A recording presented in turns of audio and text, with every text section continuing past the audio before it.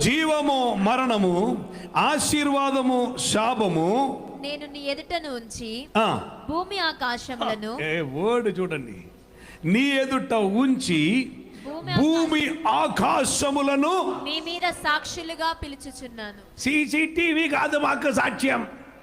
Hello, భూమి ఆకాశములను సాక్షులుగా పెడుతున్న ఒక దేవుడు ఉన్నారు.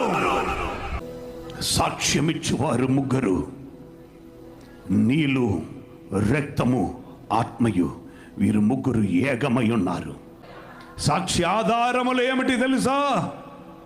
న్యాయ తీర్పు అని ఒక మెసేజ్ ఉంటుంది. నీ న్యాయ తీర్పునికి వచ్చే మునుపైన ఒకసారి వినాలి.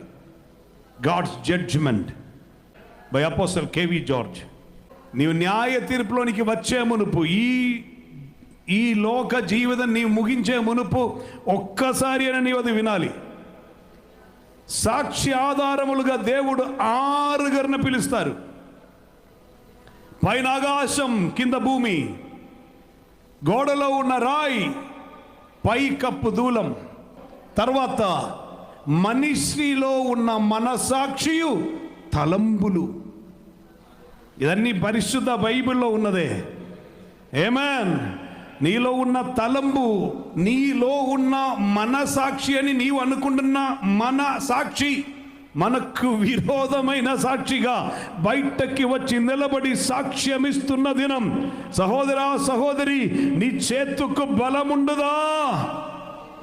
అందుకే బలం లేని అందరూ మోకరించి, ప్రతి మోకాలు వంగి ప్రతి నాలుక పలుకును, యేసు మాత్రం ప్రభువని.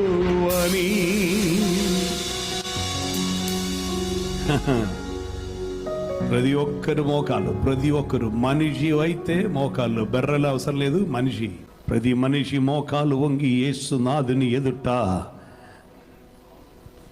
ఆయనను ప్రభు అని ప్రతి నాలుక పలుకుతున్న, అంగీకరిస్తున్న, ఒప్పుకుంటున్న ఒక రోజు అది త్వరలో వస్తున్నది.